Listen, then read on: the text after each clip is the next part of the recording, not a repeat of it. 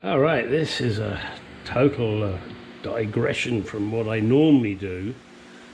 This rifle is a Lee Enfield 308 made in 1967. I believe it was made in India and has been used in the Indian forces for quite some time.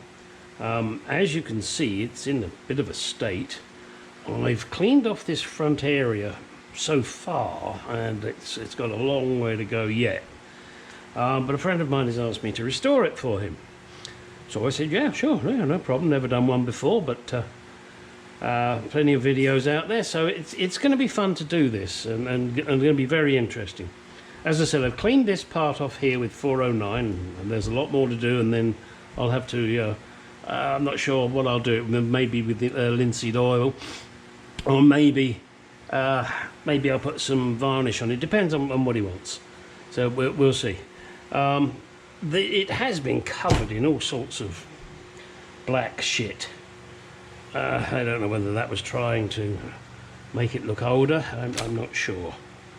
It was kind of strange. Anyway, so this is it. It's a bolt action, as you can see, and as I said, it's a 308. There are various markings on it. The clip, unfortunately, is not the original clip, but it's a brand new clip that was obtained from, I think it was eBay.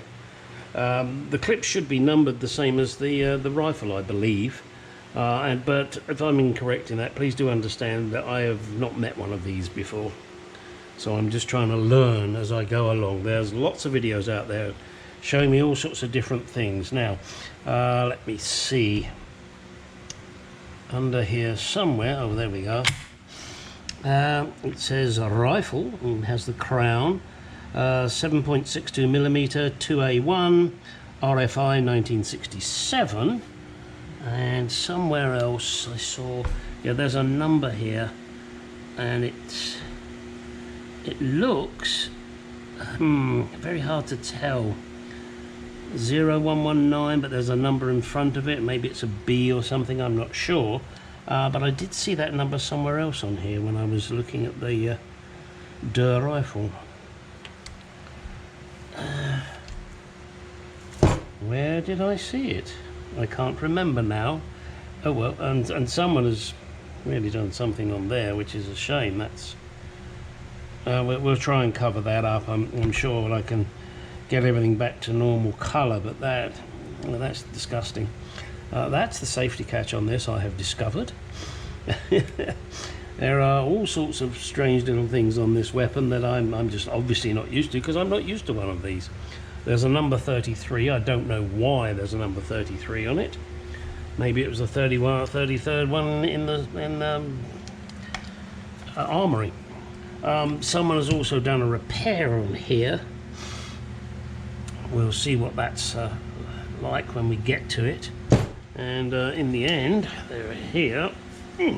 That's where there would be an oil bottle, and the I don't know what you would call it. I call it a rag. It's not the correct term for cleaning out the barrel.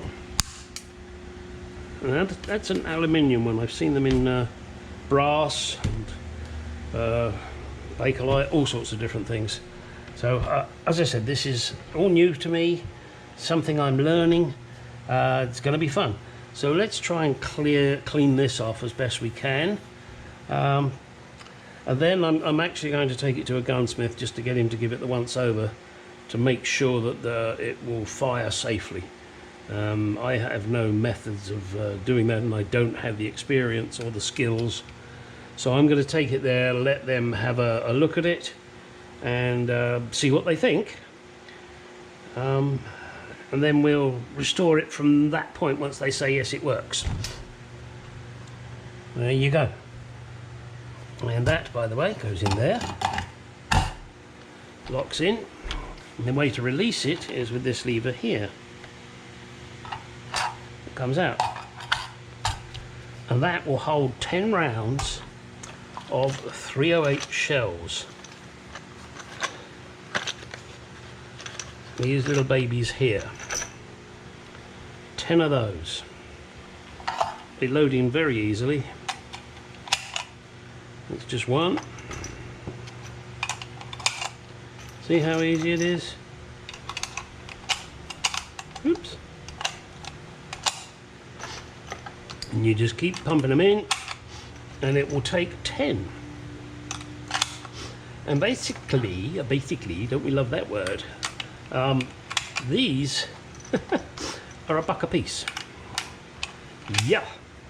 This box costs 20 bucks, and there is 20 shells in it. Hey, go back. And a couple more, and it would be full.